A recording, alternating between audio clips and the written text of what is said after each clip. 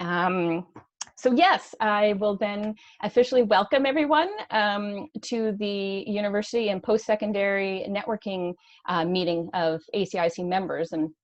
And as I said before, we have people from Nova Scotia, Prince Edward Island, and Newfoundland. So that's lovely. Missing New Brunswick, but one day, maybe the next meeting we'll have some representatives from there. So hi everyone. For those of you who don't know me, I'm Janelle Frail and I work for the Atlantic Council for International Cooperation as a Training and Development Manager. So usually these type of meetings would happen in your own province face-to-face, but because of COVID, the advantage is that all of our provinces can come together and have this conversation, which is a plus in many ways. And it's nice too to have this very specific university and post-secondary institutions networking meeting. The idea came from having the all members networking meeting late June, I think it was, or in July. We had that conversation. And then there was one breakout group around universities and post-secondary institutions and wanting to have a conversation. Because we're going into very different time this fall, and each province is potentially doing something unique too with universities, face-to-face or online. What does that look like? So wanting to have an opportunity for people to share what you're doing or not doing, questions you might have of how are we going to do this to support students online and in the classroom, and also what about the international component of universities as well. I'm going to put in the chat box here some links. You can follow ACIC on social media, Instagram, Twitter, Facebook, and also you, Roshni, if you want to put up the link to, so if you want to sign up for the e-newsletter that comes out once a month, you can also do that. So Roshni will put that up. And then also, what else? Oh yes, I sent in an email a couple of days ago around the members, maybe it was just yesterday, Members Public Engagement Fund. So we're looking for applications for that. Applications are due September 21st. So that's a $1,500 fund that people can apply for to support a public engagement event, campaign, project. Have a look at that email and apply if you're interested. And then also, we'll be putting out a save the date soon for our symposium. It's going to be online, October 21st and 22nd for, small chunks of the afternoon, both of those days. And the theme is around just transition. So that was created back in January. So focusing on climate action. What does that look like for democracy, for gender equality, for local movements? So that's coming up. And yeah, so for the session today, we'll cap it to 12 o'clock Atlantic time, so 1 hour total. And then I do have a few questions at the end, poll questions. I'll have to remember to do those. Sometimes I don't. But at the end, say like 5 minutes to, we'll have a couple polling questions. And also potentially set up another date for this type of meeting if people are interested in doing this again in a month's time or 2 months' time. We're going to have a round of hellos, so everyone will have a chance to introduce themselves, who they are, so who you are, where you're working. So we'll do that go around, and then we'll have another go around of like how is it going? Are you working from home? How is that working? How is your work looking? So we'll do a go around of that as well. And then also another go around of what are we doing? What are people doing for students, both international and local or national? And then another question too I'd like to pose is like, what can ACIC do or not do? And then campus groups. What have you heard? Are campus groups going to happen? How is that going to work or not? Yeah, so I think that's how we're going to do it. And if we don't get to all those questions, hopefully we'll have another meeting and continue on discussing those things. the chat box is there for people to use. If you have any questions, Roshni's here to help with tech support and to take notes, just brief notes as well. But yeah, if you have any questions, feel free to put those in there, whether they're technical or, you know, you want to ask the full group a question, feel free to put that in there. And so, yes, and also a thing that I've been doing with Zoom is I will start with introductions, and then I will say someone else's name and that person goes. And then the next person goes, and then they say someone else's name. So we kind of have to pay attention who has gone or not gone. I would recommend, my suggestion to you is pick someone on the screen you don't know and ask them to go after you do your introductions. So that's where, yeah, like having your name in the in the name box works. Or you can change it to Captain Picard right now, and that would be funny. So, and I'll put my hand up and like wave it to remind people to like pass it on to the next person, if that helps. So yeah, so let's start with name, where you work, and then we'll go from there. So as I said, I'm Janelle, and I'm working from home, which is in the middle of Nova Scotia right now, and it's a nice sunny day. I'm happy to be at home. That's been working for me so far, but I do miss seeing people in real life.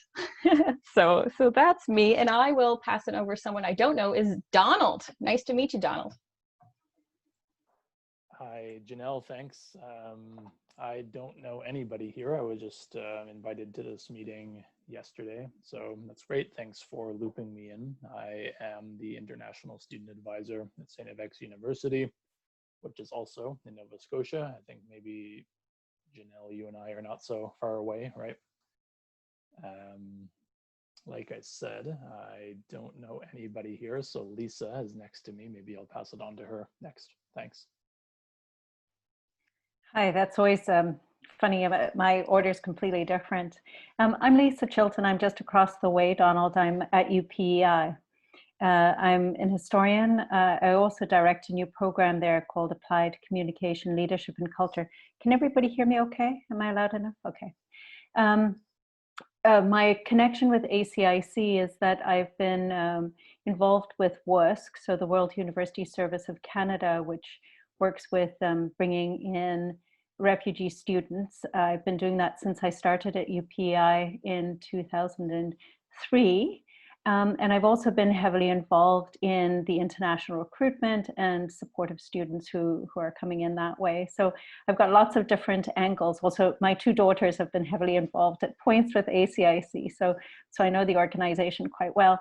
And I would just give a little plug. I share the newsletters and stuff from ACIC with my students on a regular basis, because there are always things there that I find students who are interested in international issues will find that are useful there for thinking forwards about career paths and opportunities. So I don't know if I've told you that before, Janelle, but I do that on a regular basis. I think that's probably enough on me. I'll pass it on over to Bill. Bill, you're the next one on my list. And you're muted, Bill. Oh. Thanks, Lisa. First of all, I apologize for being foggy, but that's me. I've got a few computer issues, so my camera is dying a slow death, according to my IT department. I'm with Marine Institute, which is one of the campuses of Memorial University here in St. John's. I'm working from home. Sonia Ho, who's also on the call, is also with my office, which is MI International. We are, as the name suggests, we're the international office of the Marine Institute. We focus on various aspects of internationalization, from the recruitment and services of international students to our institute. We don't do that for revenue purposes. We do that to globalize our learning environments and our research environments for students here. Second area we're involved in is looking at outbound mobility options for our faculty, staff, students, and graduates. And that includes the Aboriginal Internship Program as well as the Youth International Internship Program. But several other smaller internally run mobility options for faculty, staff, and students. We're also involved in international projects and consultancy. So we bid on a lot of World Bank, Asian Development Bank, Global Affairs Canada projects around the world in all kinds of blue economy exciting events. And the last area that we're involved in is internationalization of the Institute to help faculty, staff, and departments internationalize their programs, to provide training in cross-cultural effectiveness and aspects like that, and a variety of other fun and exciting things. So I was kind of paying attention, so I'll pass it to Angela to try to get bingo here on my grid. Hi, everyone. My name is Angela Day. I'm lucky enough to know some of you on this call from various different times of life. The current hat that I'm wearing is program manager for the education programs with the Global Health Office at Dalhousie. So thanks for setting up this call today, Janelle.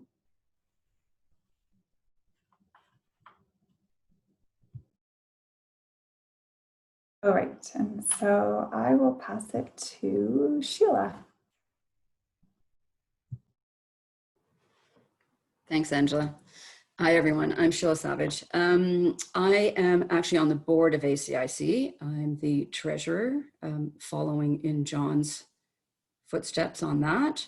I'm kind of observing a bit the call today for a couple of reasons. One is I'm also following John's footsteps and teaching a course at DAL, a third-year course for International Development Studies students on development and practice.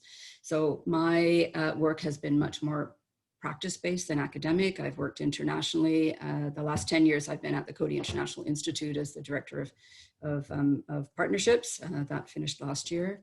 And so some teaching, but in more of an adult education perspective than necessarily a university perspective, but a strong connection through WUSC and a number of other organizations of working internationally and helping people learn leadership skills for working in international development, which is the focus of the course. So I'm interested in kind of, just because of the board connection, just interested in sort of what's happening in the post-secondary world and what we can be doing a bit to support the work, the good work that ACIC wants to do with campus groups. And that's through the third year course that I'll be teaching, hopefully be able to get them engaged. But I'm also interested because I'm the international, or the ICN, which is the Intercouncil Network. I'm a representative of theirs on a Global Affairs Canada solutions team for COVID-19 that is trying to work with members of civil society, but also very high directors within Global Affairs Canada who are trying to figure out how to respond to COVID-19.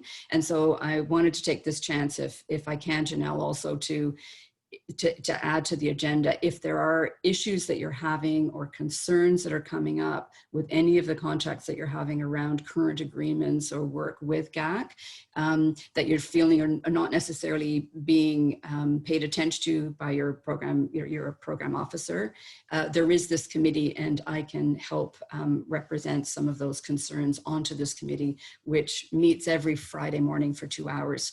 And unfortunately, I have to leave at noon because we've got an ICN prep call for tomorrow's meeting. But if it doesn't come up today while I'm on the call, if there is anything that you'd like to have kind of brought to the attention of this solutions team, which is very, as it implies, solutions oriented to try and figure out things like challenges to contribution agreements or cost shares as a result of COVID-19, or project issues that have arisen because you can no longer do things the way that you normally would do things with a GAC funded project, then please be in touch. Thanks. Oh, thank you, Janelle. And I will pass to Sonia. Hi, I'm Sonia Ho. I'm the International Student Coordinator at the Marine Institute. As Bill already, can you guys hear me okay? As Bill already introduced me, I work at the MI International office. We're a small office. And I've been I sat on the board for ACIC for a short little while. but I have since retired. I overlap with John a little bit, so hi, John. Yeah, that's about it. I guess Roshni, I don't think I met you before, so. Hello, I'm Roshni. I'm the communications officer for ACIC and ICN, and I'm just here taking notes for the meeting today. And I'll pass it to John. Great, thanks. So I'm John Cameron. I teach in the Department of International Development Studies at Dalhousie, and I think as Sheila and Sonia mentioned, I used to be on the board of ACIC as well. And there's no one left to pass it to, so I think we're done. Perfect. Thanks, everyone. That worked well. So yeah, the next round of questions, and feel free, we can do the pass around again, is how has it been working from home, working at the office if you're doing that now, and yeah, like it just a little check-in, like how has it been, and then we can go on to maybe in this round as well. So how has it been? We'll start with that first. But I guess we could combine to like what's coming up for you that you have questions about, because yeah, wanting this conversation to be led by questions from all of you. So how has it been, and what questions would you like to raise today that might not be already on the list? And I will start. Maybe we'll go in reverse. John, I'll hand it over to you for how has it been, and yeah, what questions are you looking to have answered or brainstormed? Sure. So I'm obviously working from home, and it looks like I will probably be working from home for a long time, which I'm mostly quite enjoying. Being able, I shouldn't tell you how often I'm changing my clothes, but it's really nice to just get up in the morning and put on a t-shirt and shorts. And every once in a while, I have to go to the closet and put on a slightly more presentable looking shirt for a 1-hour meeting. And I'm definitely enjoying that. Looking forward, Dalhousie, all our classes will be online this fall, probably the winter as well. So it's a kind of radical lurch into learning how to teach online effectively. We had a kind of a crisis pilot project in the spring, but now it's the real thing, and we're all trying to figure out how to do it well. And I'm especially concerned about how to engage students who we know will be spending a lot of time online in front of computer screens. And so just finding ways to keep their experience feeling real. I don't have any answers, but looking forward to hearing any ideas from the rest of you. And also, I see the COVID-19, the new world of Zoom as potentially a huge opportunity for connecting student leaders from our different institutions, whereas this is now the norm. So we used to think of it as being very expensive. We contemplated busing the students around the Maritimes. We can't do that now, but it's a great opportunity, I think, to put student leaders in touch with each other. I'll jump ahead too and just say I'm also concerned about how to support student organizations and student leaders. I really have no idea what's happening with them at this point, but I sense that some of those organizations will need a lot of help to make it through the year. And one bad year can be, given how much it's important for students to transfer by word of mouth from one cohort onto the cohort from the next year, one bad year could be really, really detrimental for a lot of campus organizations. So we really, really want to help them make it through this coming year. I'll stop there.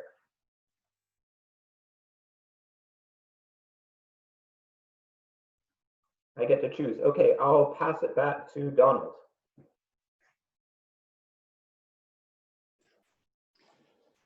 Hi, everybody. So right now, a big project for us and for myself at St. FX is figuring out who is coming.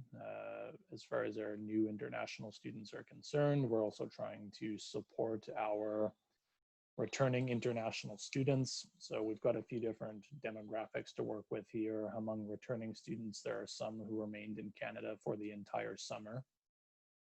They are much easier to take care of course, but among that group, some are within Atlantic Canada, some are not. So when they return, some will need to isolate, others are just going straight to class. As far as incoming students are concerned, that whole matter is much more complicated. I'm sure many of you know about the border restrictions and how they relate to new international students coming to Canada. Students who do not have a valid study permit, which was issued before March 18th at this time, are basically unable to enter. There's maybe some possibility that students from the United States are able to get their study permit at the border. Even that is a little bit fuzzy, so very few new students are going to be able to arrive on campus in the fall. St. FX, you may have heard, this is a bit of a controversial matter. St. FX is mostly going to be on campus. We are offering about 20 or 25% of our classes online. So if international students are not able to attend, they can start their program online or defer. Many are deferring. So we are trying to sort all of this out, and the students who are either starting online or the very small handful who can arrive on campus, we are trying now to set up an orientation program for them. We normally do an orientation, as I think all universities do, but it's going to be quite radically different this fall. It's mostly going to be online, so we are to some degree prioritizing the students who are arriving on campus, because the students who are starting online will be arriving at some point. St. FX doesn't offer any degrees which can be completed completely online, so studying online is sort of a temporary bridge until we can get them here. So orientation this fall is going to look like, I believe, a series of Zoom sessions like this. We're trying to make them as interactive as possible and engaging as possible, because some of those students will also be isolating. This also gives us an opportunity to keep them engaged during that time when they will have perhaps little else to do. And we are getting near to September now, so some of these details as far as who's coming and who's not coming are still being sorted out. So we're now doing a little bit of scrambling to zero in on all of this, but I think we're going to get there. We'll get there somehow. What exactly it will look like is still in question, but I think we're almost there, so that's a good feeling. Thanks. Oh, I guess I should choose who goes next year. Maybe I'll pass it on to Lisa again, like last time. Okay, actually, it's great to go right after you, Donald, because UPI is a bit of a contrast to St. FX, and of course, we all think about all the other universities in the region when we're trying to think about how we're going to do stuff. So, UPI has gone for the Faculty of Arts. Almost everything is online, and that in some ways makes it less complicated than it is for you, and in some ways raises my anxiety a lot. So how it's worked with us is that essentially the administration fairly early on, although communication always, there's a lot of criticism, I think, everywhere about communication, right? Communication was that those programs that have to have in person would be prioritized. And so there are only, I think, about 4 courses in the whole of the Faculty of Arts that will be in person: biology labs, the veterinary college, nursing, things like that. Engineering have priority, and space then is a huge issue.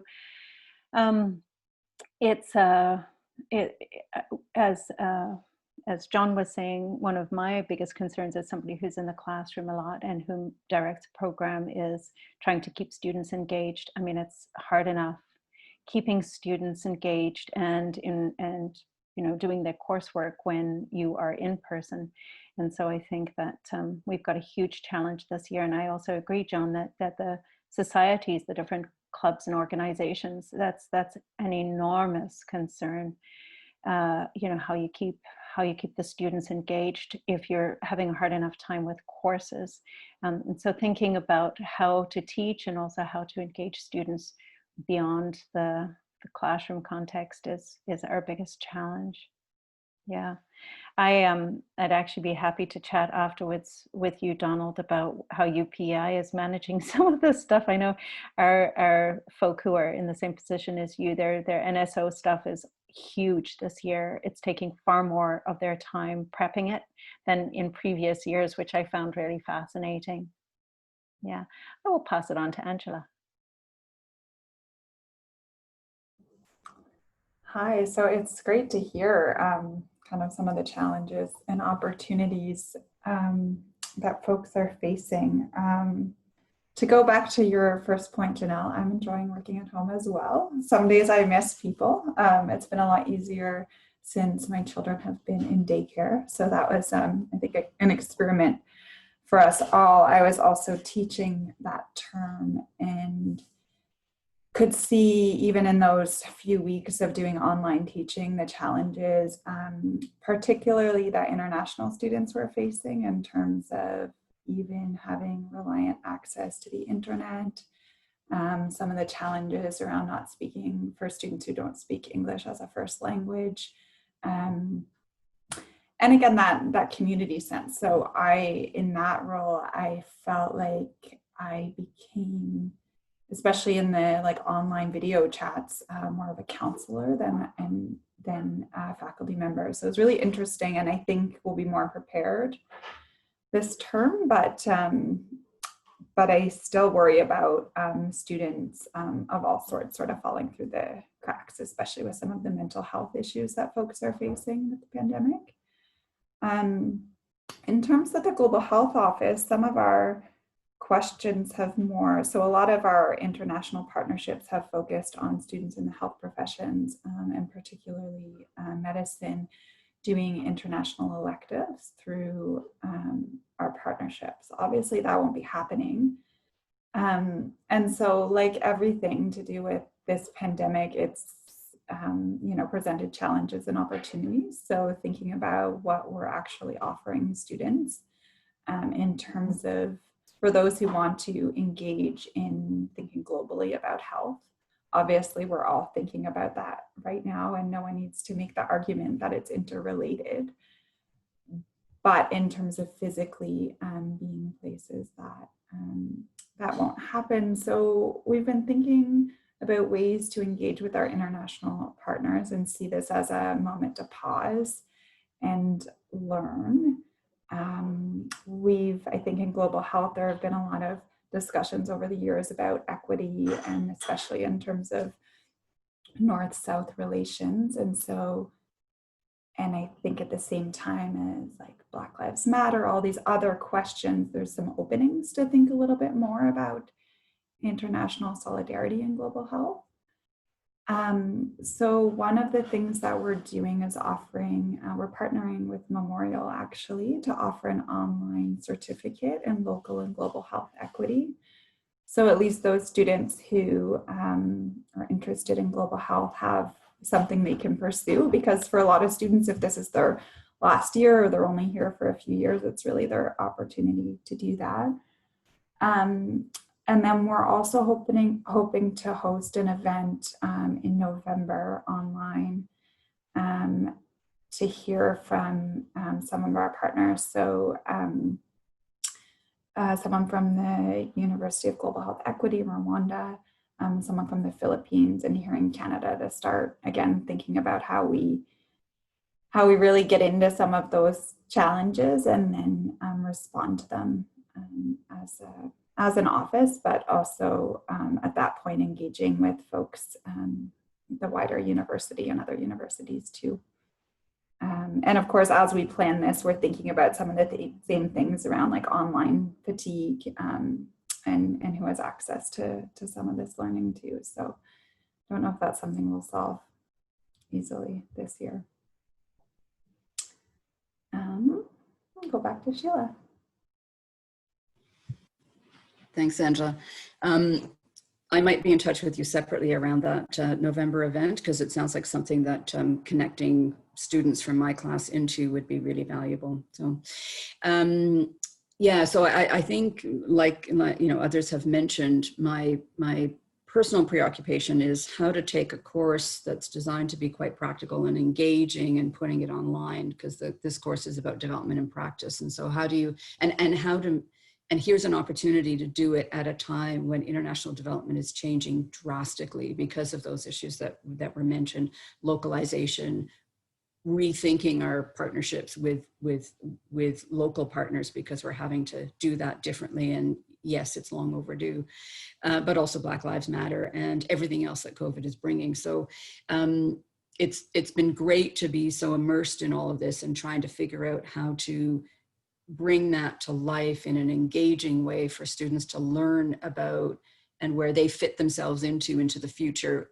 because that future is going to be very, very different in international development for people who are looking for those careers in that. So that's kind of what the course is about. So it's exciting times. It's interesting times. It's a big learning curve for me to think about how this can be done online.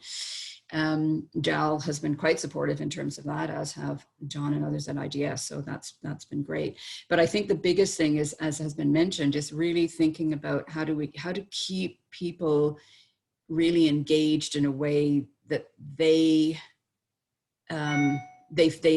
feel this is important to them, because this Zoom fatigue is real. We know it ourselves, right? And so how do we really go above and beyond the classroom, or add elements to the classroom that don't require too much extra work? But when I think about ACIC and wanting to engage students around these issues, really trying to figure out how to do that in a way that builds on existing mechanisms rather than creating something else. Because I think everybody is going to be really quite tired by all of it, and how can we be even more creative and imaginative in doing that, so that people feel that they've got A, something to offer, and B, something to learn.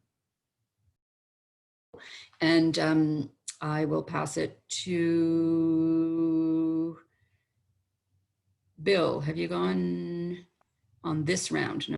I'm sure you would have remembered my incredible remarks had I gone.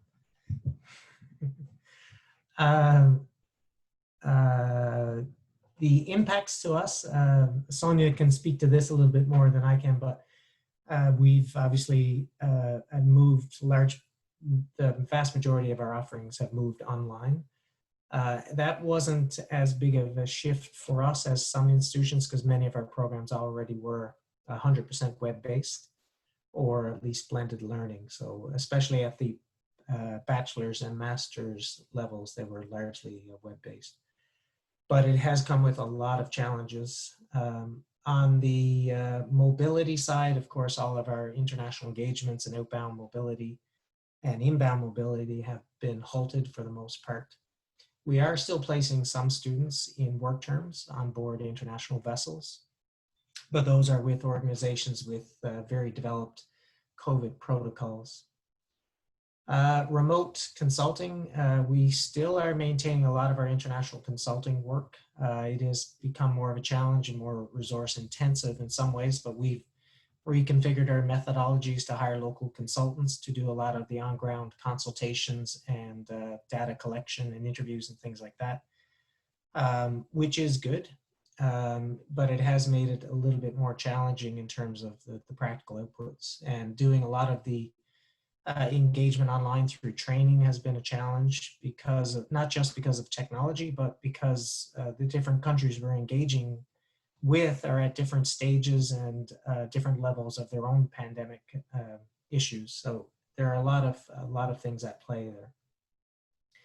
The challenges with our specific office, as Sonia mentioned, our office is very small and it's a very tight-knit team effort for many of our things. So this Zoom fatigue that we're having, regular Zoom meetings, is one way that we've been able to address continuing with team efforts, but it has resulted in some individual isolation within our group, which is a challenge for sure. Going forward, some of the questions we have is, which Sonia can speak a little bit more to probably, is how do we provide the needed support to our students? And that is an evolving question with the evolution of the pandemic and our responses to the pandemic. How do we provide supports to the students who are physically here in our province and those who are away in different time zones studying online? So the students require a lot of support. The longer term questions, though, that we were addressing before the pandemic hit was how do we better value the presence of international students within the learning environment? In Canada and other jurisdictions, it has become a commodification of international education. We see students for the tuition they spend as opposed to the value of their innovations and ideas they contribute into the learning environment. That's something we talked a lot about at our office, but it's hard to permeate the system that's in place in Canadian education, and the reduction in funding across the board in all our provinces and the increased economic value that international students provide without actually looking at the contributions they make to the learning and research environment. So those are things that we're like to have better dialogue and understanding how we can better address that. And a few of you have already mentioned this, the fact the pandemic is causing us to question how we engage in development in general, and that question has long been needed to be addressed, that we need to have a more holistic and substantive focus on how we address global engagement, and not just one for just having empathy for what's happening overseas, but changing the system of engagement whereby our trade and economic engagement with our overseas partners are part and parcel to how we do development, and not an us and them, but also look at engagement in our local communities as important as our international engagement. So those are pretty large questions, but those ones that we're kind of dealing with all the time at our office. So who is left? I don't even know who's left. I think Roshni has left the building. So yeah, I think everyone did speak. That's great. Yeah. Roshni here.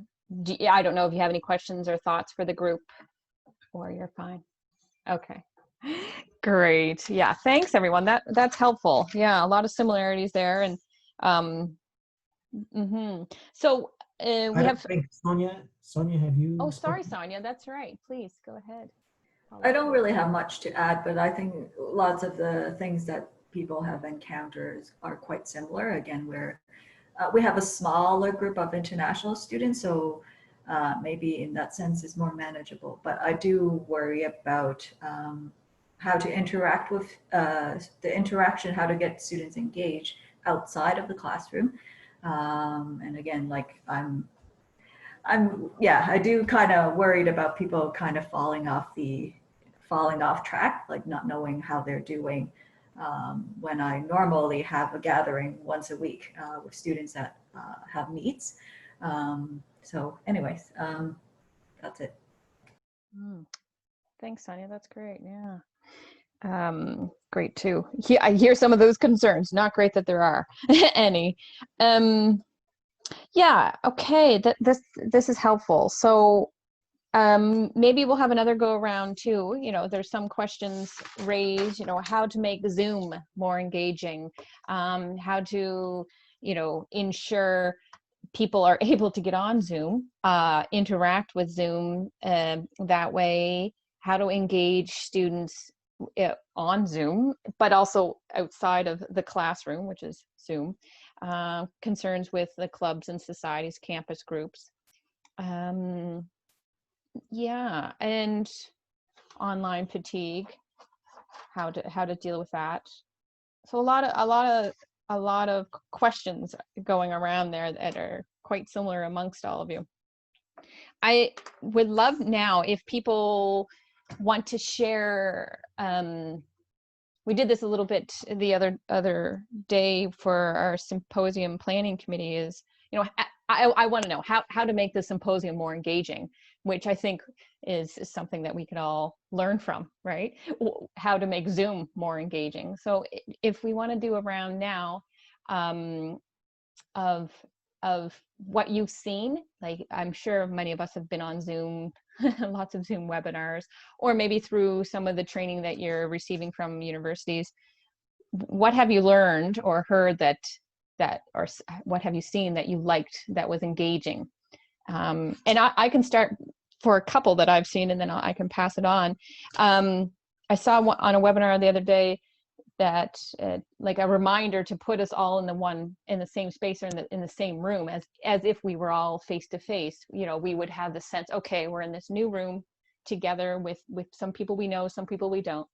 But they actually encourage everyone on Zoom to close their eyes and take a few deep breaths and visualize being in a room with everyone. And I thought that was really neat. Kind of, for me, it made me stop doing other things and actually physically be there in that moment. And it's nice to have a deep breath, to be reminded to have a deep breath. And then another one that Jackie Dowling, who is the youth program manager, she has brought forward an idea, is to have energizers. So I'm sure if I Googled Zoom energizers, things would come up. But you know, encouraging people to all of a sudden stand up and do stretches, and we could show each other our favorite standing up stretch. Or one that she said that worked really well is trying to count to 20 in a group such as this size without interrupting each other. So I would start with 1, and then I would have to hope someone else says 2, 3, and how far can we count without interrupting each other. So I think bringing those things forward can be engaging and fun. And also the things I've seen, using polling questions can be engaging. I've personally liked those and have used those a bit too with webinars.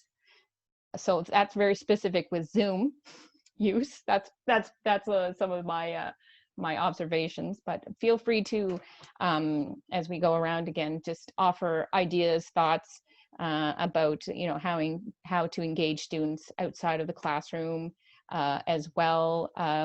Ideas, thoughts of what each of us can do and ACIC can do around engaging campus groups and ensuring that people have the ability to have internet, or, you know, higher speed internet, and a few other answers as you might have, or ideas. So a bit of a brainstorming session around that.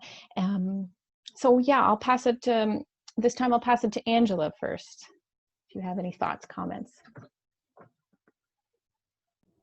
I'm just going to bypass your question, Janelle, and say, thinking of you talking about your course, Sheila, and what I've been thinking about, if it's appropriate, I'm really hoping to host some small in-person groups through our work, just because I think, especially right now, it makes a big difference. I know the McEachran Institute has recently held some events. I think they used a hotel, so not on campus. And again, I don't know what the, like if we're allowed to do that on campus, or at least our DAW campus right now, but especially while the weather is nice, thinking about ways to meet in person that comply with public health measures, but allow us to break down some of those online barriers.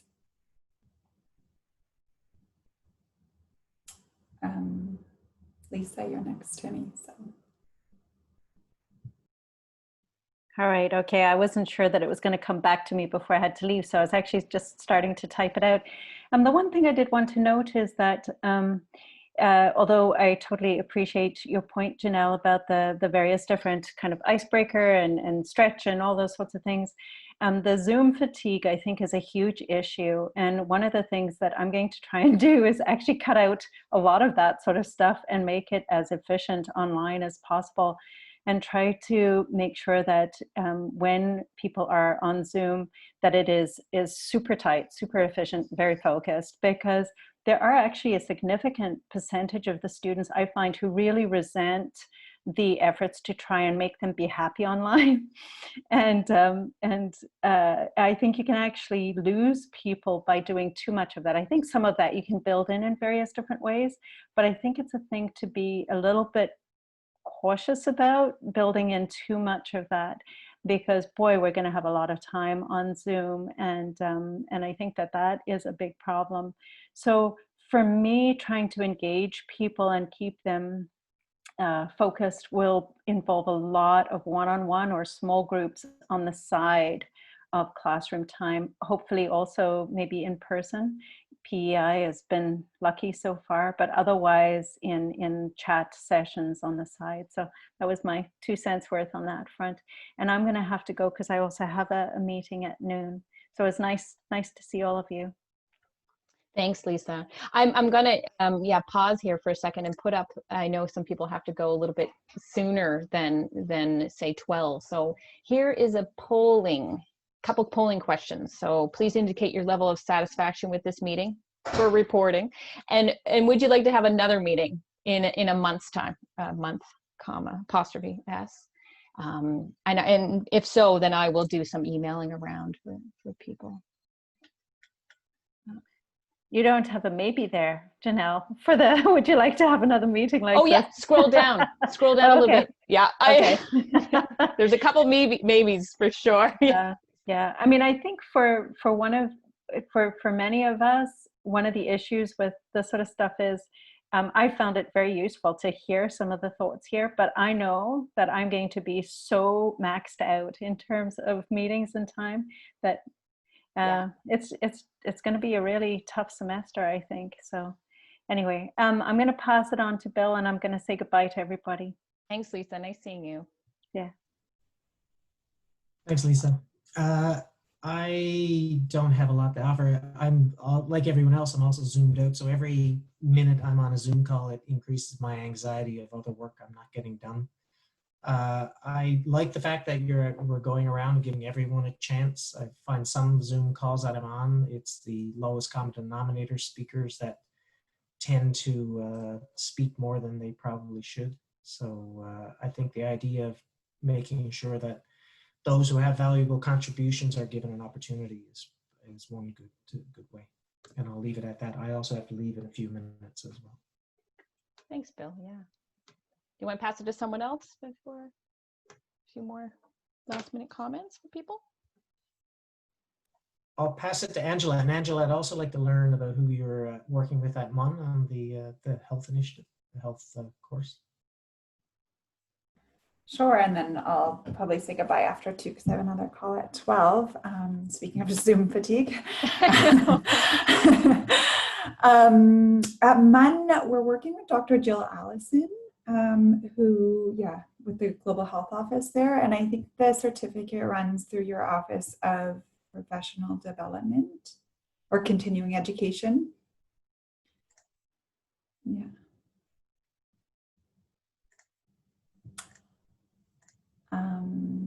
And I do have to hop off, but thank you and nice to see you all. Thanks, Angela. Nice seeing you. Bye. Yeah. Sonia, do you want to go next? Any comments, thoughts, things that have worked for you? Are you going to make your Zoom calls shorter or longer? Yeah, that was a very good point. Yeah. I think that was a good point, that maybe I'll make it less frequent. So I did try out in the spring semester to continue with my weekly meetings online, but few students sign up. So again, maybe that's something, and it happens more a one-on-one thing. And I keep saying to students that we can meet up through video calls if you want to. So a few students did access that. So maybe rather than a weekly meeting, maybe we do a monthly meeting. Yeah, the only thing that I could think of that was sort of interactive is a caucus regular meetings that I've been attending for the international advisors. They do breakout groups. Usually they have a presentation or they have guest speakers or people that would talk about a topic, and then they assign people in breakout groups, and the host will be visiting the breakout groups to check on what they have discussed. And then there will be like a I think and then the host would gather all the information. People would take notes in the groups and then contribute to this document that they share through Google Drive. I thought it was quite interesting, but again, we're talking about students and not like staff, so I don't know how they would take into that, if that would be useful or not. Thanks, Sonia. Yeah, and I know we're getting close to the time that we have to go. Any other hot takes, hot comments, questions anyone wants to throw out there? I'll open it up that way. Yeah, go ahead, John. I was just going to say, definitely the breakout group or small Zoom meetings rather than big ones. Once the group of people is big enough that I'm no longer really accountable and I've got my video turned off, I find very quickly I'm checking email and doing other things, and the Zoom meeting is just one of about 10 things on my screen. So keeping the groups small, I think, is important. The other piece, I'm in a lot of ways less concerned about my students being engaged with me and more concerned about them being engaged with each other, so that they have mutual support networks and they're working with each other in groups. So I'm trying to structure both my classes and teaching I do with graduate students in ways that essentially force them to interact with each other, but with me not present. So it not only gets me out of more Zoom meetings, but it also means that it's not that kind of hierarchical one-way flow of information where I'm talking and they're listening, but they have a question that they need to work out on their own. Some of them can meet in person. Trying to organize small groups within my classes based on where they physically are in the world. So we actually have students who are in Toronto and Ottawa and Vancouver, and we can put them in small groups together so that they can meet face to face. And same with the students in Halifax, that off Zoom as much as possible, and outside of a kind of structured environment as well.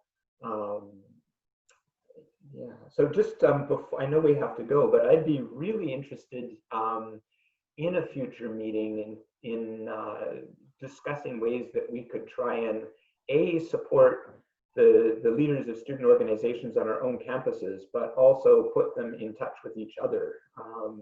Maybe even just a pilot Zoom meeting with a handful of student leaders who I think can probably handle the Zoom, but it would be one of the first times that leaders of student organizations from our different campuses and provinces have actually met each other. And I think this is a good time to do that, to try that out. So I'd be very keen on helping with that and supporting that. Thanks, John. Yeah, thanks. That's duly noted for sure. Yeah, anyone else? One more comment before we go? I will, I'm going to email everyone and CC people so you can reply all to each other, if and keep the conversation going, with or without me. And I'll put it out there too, I'll probably create a short survey about what can ACIC do to help, and, ideas wide open to that. And also put a doodle out to see if people are interested in another meeting and when that might be. So I'll be able to do all that. Really great having everyone here. Thank you so much. I appreciate your time, and look forward to, potentially more conversations, whether it's on Zoom or maybe one day in real life as well. We'll do it per province or whatever like that. So looking forward to that, and big thanks to everyone for your time today. And we'll see you again, hopefully. Take good care, everyone. Thanks, Jenna. Thanks, Varshini. Thanks.